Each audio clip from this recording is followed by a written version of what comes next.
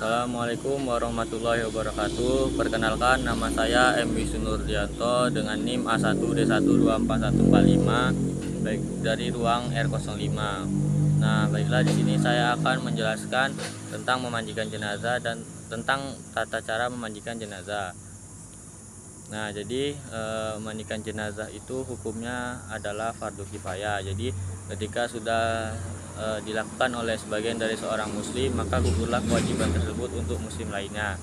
Nah, jadi syarat dari jenazah yang akan dimandikan yaitu jenazah tersebut harus muslim ataupun muslimat. Anggota badannya masih ada, bukan mati syahid, dan jangan ada orang yang masuk ke tempat pemandian jenazah kecuali orang yang membantu memandikan jenazah tersebut. Lalu sunat untuk memberikan pengharum ataupun wewangian di tempat pemandian jenazah tersebut. Tempat pemandian jenazah itu harus tertutup dan terlindung dari pandangan umum dan beratap. Nah, sebaiknya yang memandikan jenazah itu adalah muhrimnya ataupun anggota keluarganya.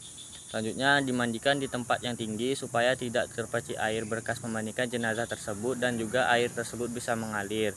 Selanjutnya, jika jenazah itu masih anak-anak, yaitu pada anak laki-laki yang belum dikhitan ataupun belum disunat, itu setelah dimandikan harus ditayamumkan lagi. Selanjutnya, yang terakhir itu mempersiapkan alat-alat memandikan jenazah seperti gayung, tempat memandikan jenazah, kain dan semacamnya. Nah, selanjutnya itu cara memandikan jenazah. Teman-teman, setelah mayat diletakkan di tempat yang telah disediakan dan terlindung, jenazah tersebut diberi pakaian mandi ataupun ditutupi seluruh tubuhnya dengan kain tipis sehingga nantinya bisa disiram dengan air dan dapat membasahi seluruh anggota tubuhnya. Maka mulailah memandikan jenazah tersebut dengan cara yaitu yang pertama, bersihkan terlebih dahulu kotoran mayat yang ada di mayat tersebut dan disunahkan mengurut-urut perutnya dengan lemah lembut dengan jari tangan agar keluar najis ataupun kotorannya.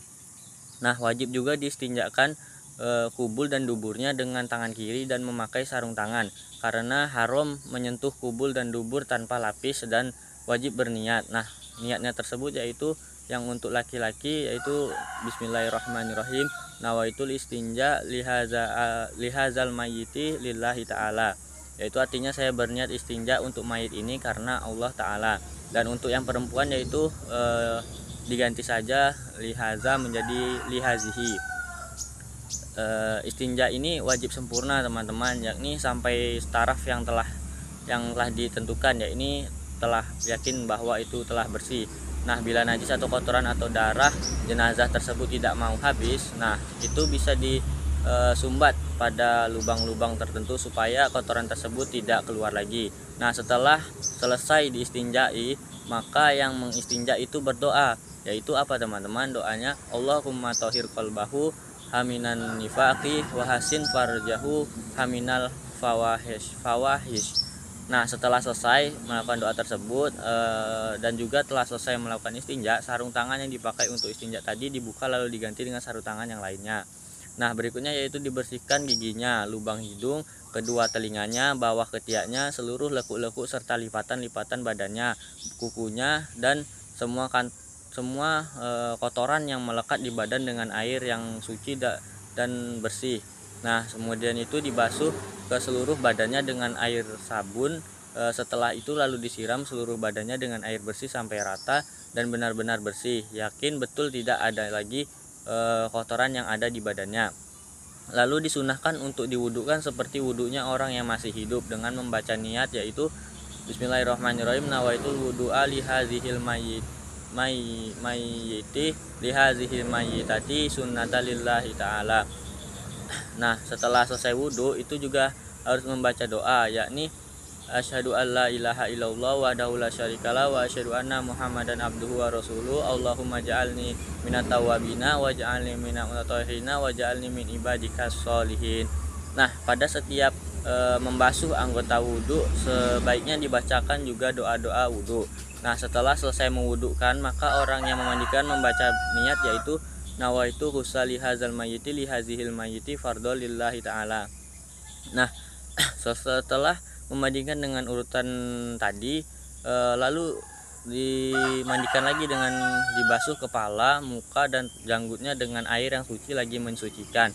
Lalu disiram dengan sebelah kanan terlebih dahulu dari tubuh mayit dari leher sampai tumitnya dengan air yang suci lagi mensucikan.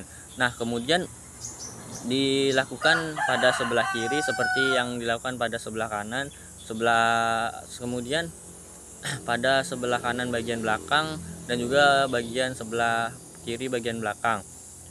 Nah, setelah itu disiram dengan air bidara, kembang, kapur barus dan juga sebelah kanan, kiri dan belakang semua anggota tubuh. Nah, setelah itu lalu disiram dengan air yang suci lagi mensucikan ataupun air mutlak.